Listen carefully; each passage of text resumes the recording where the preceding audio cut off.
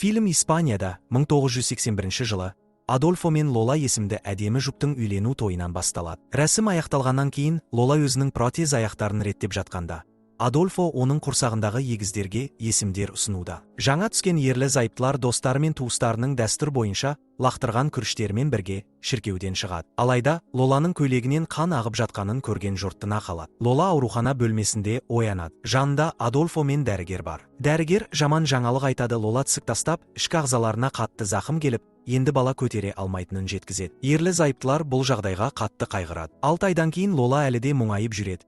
Әсіресе егіздерге арнап дайындалған бесіктерді көрген сайын. Ол дәрі ішіп жатқанда, Адольфо оның психикалық жағдайына алаңдайтынын білдіреді. Лола бұрынғы қалашықтарына көшуге кеңес береді. Бірақ Адольфо бұл үйдің оған керемет балалық шақ сыйлағанын, болашақ балаларына да сондай бақыт әкелетінін айтады. Ол жақын маңда балалар тұратын монастыр бар екенін, сол жерден бала асырап алуға болатынын айтады. Алайда, бұл ой Лоланың көңіл күйін бұзып, ол Адольфоға жұмысқа кетуін өтінеді. Кейінірек ерлі зайыптылар монастырға барып, басты монах әйел оларды айналдырып көрсетеді. Ол монастыр жағдайын Адольфоға түсіндіреді, ал ол өз кезегінде мінсіз баланы асырап алу үшін үлкен қайырымдылық жасайтынын айтады. Осы уақытта Лола шіркеудің ішіне кіріп кетеді. Ол жерде керемет орган әуені ойнап тұр. Басты монах әйел бұл музыканы 7 жастағы 2 бала орындайтынын айтады. Лола олармен кездескісі келеді. Сонда басты монах әйел органнан Тин мен Тинаны шақырады. Ол егіздердің бірнеше апталық кезінде монастыр қақпасының алдына тасталып кеткенін түсіндіреді. Ол баланың аты Тин, ал қыз Тина. Лола олардың музыкасын мақтап, жылы сөз айтады. Найзағай жарық еткен кезде, егіздер Лоланың жанына жүгіріп барып, құшақтап алады да, олармен бірге қалуын өтінеді. Алайда, Лола бұл мүмкін еместігін айтып кетуге дайындалады. Адольфо асырап алу мәселесін шешкенін айтып кетуге шақырады. Артынан Лола кетіп бара жатқанда, Тина Тинге бізді ешкім жақсы көрмейді дейді. Мұны естіген Лола тұрып қалады. Адольфо оның не ойлап тұрғанын түсініп асығады. Ол егіздердің тым үлкен әрі оғаш екенін айтып, оларды асырап алудың қажеті жоқ екенін жеткізеді. Бірақ Лоланың табандылығының арқасында, олар Тин мен Тинаны көлікке салып, үйлеріне алып кетеді. Олар әдемі, үлкен үйге келіп тоқтайды. Бұл үй саваннаның ортасында орналасқан. Сол жерде тұрған отбасының иті Куки егіздерге қарап үрейлене үріп кетеді. Алдыңғы аулада Адольфо өзінің ұшқыш екенін айтады. Алдындар балалар ұшқанда Құдайды көрдің бе деп сұрайды. Олар сонымен қатар монастырға дейінгі жаяу жүріс қашықтығын да сұрайды. Жаңа үйге таңғалған егіздер жоғарғы қабатқа жүгіріп, әр бөлмені қарап шығады. Осы сәтте Адольфо Лоланы құшақтап, оның қайтадан күлімсіреп жүргеніне қуанады. Көп ұзамай, Лола егіздердің қайтыс болған балаларға арналған бесіктерде ойнап жатқанын көріп, шошып кетеді. Бірақ оны іштей елемеуге тырысып, олардың бөлмесі дәліздің ар жағында екенін айтып жібереді. Кешкі ас алдында егіздер ерлі зайыптыларға алғыс ретінде сыйлықтар табыс еткісі келеді. Адольфоға Иса пайғамбардың тікенекті тәжі, ал Лолаға қасиетті Марияның моншағының көшірмесі беріледі. Бұл олардың дінге берілгендігінің көрінісі. Олар тіпті тамақтанар алдында дұға етпейінше, тамақ ішуден бас тартады. Дұғаны Адольфо бастап береді. Лола әлі де есін жия алмай жүргендіктен дұғасын аяқтамай тоқтайды. Мұны Тина байқап қалады. Кейін Лола балалардың заттарын жинап жатқанда, олар неге өз балаларың болмай, бізді асырап алдыңдар деп сұрайды. Лола бұл мүмкін емес екенін айтады. Сонда егіздер еш нәрсе мүмкін емес, күн сайын кереметтер болады деп жауап береді. Бірақ Лоланы олардың қаншама айқыш крест алып келгені таң қалдырады. Түнде төсекте жатқанда, Лола мойнындағы моншақты шешіп, тумбочкаға салып қояды. Келесі таңғы аста тек Лола мен балалар ғана тамақ ішіп отыр. Өйткені Адольфо жұмысқа ерте кетіп қалған. Лола дұға оқудан бас тартқанда, егіздер одан Құдайға сенесің бе деп сұрайды. Ол кейде сену қиын екенін айтады. Олар Лоланың сенімін арттырғылары келіп, Құдайды көрудің бір жолы бар екенін айтады. Бірақ ол орнынан тұрмаймын деп уәде беруі керек. Келісім бергеннен кейін Лола шошып кетеді. Тина Тинді пластик пакетпен тұншықтырып жатыр. Бірақ Лола уәдесін бұзбау үшін араласа алмайды. Сосын Тинді босатып жібереді, ол Лола үшін Құдайдан керемет сұрадым дейді. Бұл үрейлі оқиғадан кейін балалар кенеттен көңілді ас шайқасына кірісіп, жағдайды жеңілдетеді. Сол күні кешке егіздер жаңа сыныптастармен танысады. Бірақ бір бұзық бала олардан Дракуланың балаларсыңдар ма деп мазақтайды. Мектептен кейін оларды тағы шанадан итеріп, жоғары лақтырып, қорлайды. Үйге оралған соң, олар Лоладан неге бізді Дракуланың балалары деп атайды. Неге Құдай бізді оғаш етіп жаратты деп сұрайды. Оларға өзін өзі жақсы көруге көмектесу үшін, Лола оларға өзінің протез аяқтарын көрсетіп, неге оған сол аяқтар керек екенін түсіндіреді. Балалар жасында ол ата-анасымен бірге вагонда тұрған. Бір күні вагон өртеніп кетіп, ол күйіп қалған аяғымен қашып құтылғанымен, ата-анасы тірі қалмаған. Егіздер бұл түнде Құдай Лоланы құтқарған дейді. Бір түні Лола есіктерінің үстіне ілінген бірнеше айқыштарды байқап, оны Адольфо ілдіме деп сұрайды. Бірақ ол бұл істі өзі істемегенін айтады. Сосын Лола одан Құдайдың бар екеніне сенесің бе деп сұрайды. Әңгімеден кейін Лола балаларға қарап барса, олар әлі ұйықтамаған болып шығады. Олар ұйықтар алдында ойын ойнауды өтінеді. Лола келіседі. Бұл ойын көңілді жастық шайқасына айналады. Шеуі күліп, кәдімгі отбасы сияқты қуанады. Бірақ кейін балалар шамды сөндіріп, кенеттен жастық қаппен Лоланы тұншықтыра бастайды. Олар оған Құдаймен сөйлес дейді. Дәл осы сәтте бөлмеге кірген Адольфо асырап алған балаларының әйелін босатып жатқанын көреді. Жылы душтан кейін Адольфо бұл қайталанбас үшін балаларды жазалау керек дейді. Бірақ Лола балаларды жазалауға асықпайды. Адольфо болса балаларды бөлмеге шақырады. Куки ит үре берсе де, олар кешірім сұрап, монастырда қандай жазалар алғандарын айтып береді. Бұл Лоланың оларды жазаламауға шешім қабылдауына себеп болады. Куки үре беріп, ақыры Лоланың қолын тістеп алады. Бір кеште егіздер Дракула фильмін көруге рұқсат сұрайды. Адольфо рұқсат береді. Фильмнен кейін егіздер ата-аналарының бөлмесіне ұрланып кіріп, Лоланың ұйықтататын дәрісін ұрлайды. Олар беттеріне маска киіп, Кукиге осы дәріні ішкізеді. Сосын ұйықтап қалған итті үйге сүйреп алып кіреді. Тина бірнеше пышақ әкеліп, қайсысын қолданатынын таңдайды. Соңында үлкен пышақ пен пицца кескішті таңдайды. Кукиді өлтіру Тинге тапсырылғанымен, ол қорқып, Тина оған алғашқы соққыны жасауға көмектеседі. Содан кейін егіздер иттің денесімен ойнап, Інжілден үзінді оқып, Кукидің денесін қайта тігеді. Таңертең ерлі зайыптылар оянып, егіздердің қанға боялғанын көреді.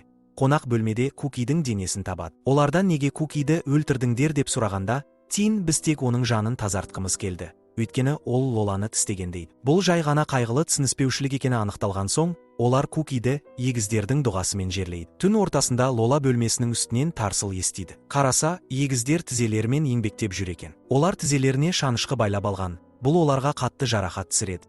Бұл Кукиді өлтіргендері үшін өздерін жазалау әрекеті. Егіздер үнемі Інжілге сілтеме жасайды. Сонда Лола шыдамай, Інжіл, бұл тек қиял ғажайып ертегі деп айғайлайды. Бірақ Тина мен Тин оны шындық деп санаймыз дейді. Уақыт жылжып, Рождество кеші келеді. Адольфо егіздерге айналатын табақ ойыншығын сыйлыққа алып келеді.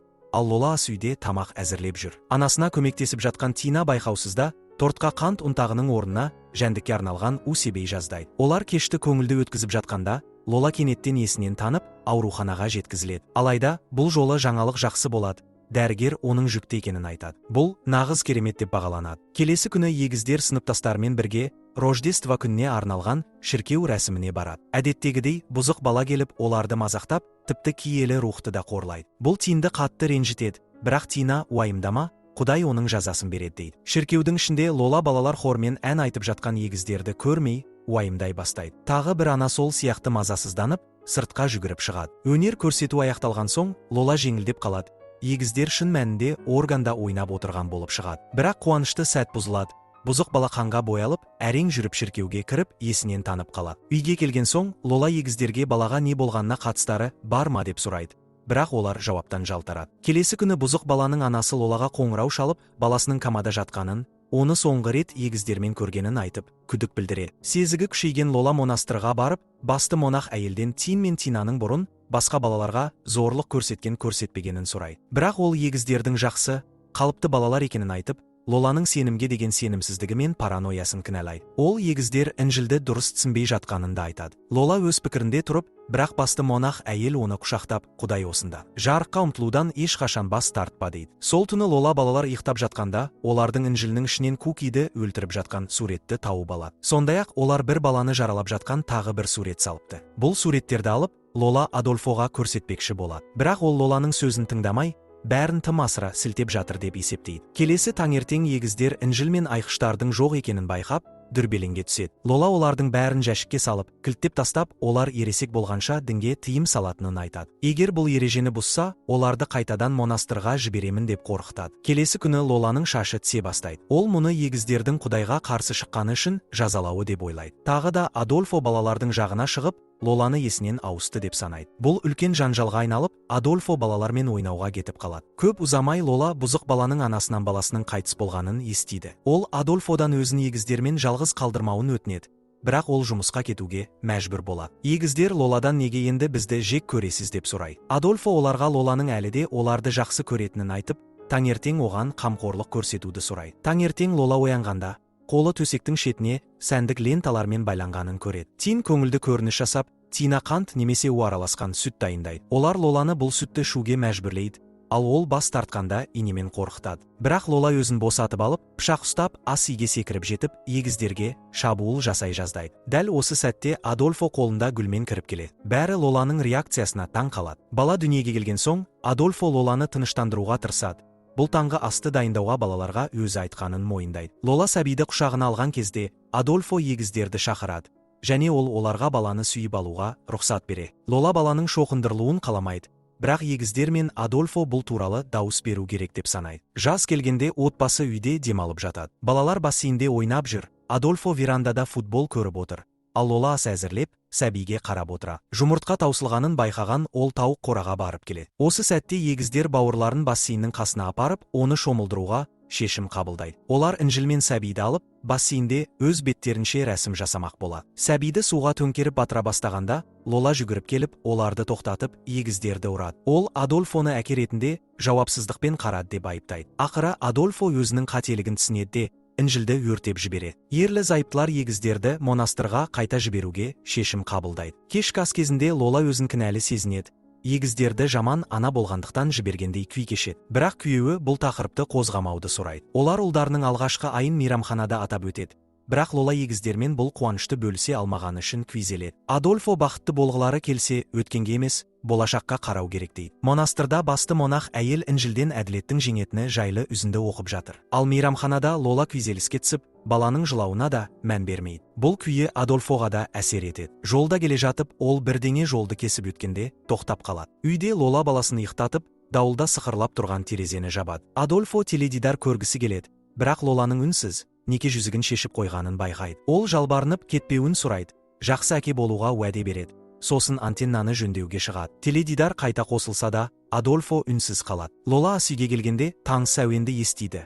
Бұл егіздердің айналатын табақтармен билейтін әні. Ол әуен шыққан жаққа барып, бос бөлмеде тек кассеталық плеерді табады. Кенеттен жарық сөнеді. Сақтандырғышты ауыстыруға тырысқанымен нәтиже шықпайды, ол шам алып сыртқа шығады. Сол кезде Адольфоның айғайын естиді. Антенна мен күйеуі отқа оранған. Лола көрпені іздейді. Бірақ ол үйге кіріп, іште өрт шығарады. Лола баласын табу үшін жоғары жүгіріп шығады, бірақ оны таба алмайды. Үмітсіздікпен Лола егіздердің Құдайды көру ойынын қайталап, өз-өзін пакетпен тұншықтыра бастайды. Біраз уақыттан кейін ол пакетті алып тастап, жанында жатқан баласын табады. Ол баласын құшағына алып, үйден шығып кетіп, есінен танып қалады. Ауруханада басты монах әйел келіп, Адольфоның өліміне байланысты көңіл айтады. Өлімнің себебі найзағай соққысы деп көрсетілген. Лола егіздер сол түні үйде болған жоқ па деп сұрайды. Бірақ монах әйел олар сол түні монастырда болғанын айтады. Лола бұған сенбей тұрғандай болады. Бірақ Адольфоның жерлеу рәсімінде біз оны қайтадан егіздермен бірге көреміз. Ол оларды өзінің балалары деп атайды. Лола Тинадан мойнына тәспіні тағуын сұрайды. Фильм отбасының өмірін қайта жалғастырумен аяқталады. Бірақ қорқынышты белгілер бұл оқиғаның аяқталмағанын меңзейді.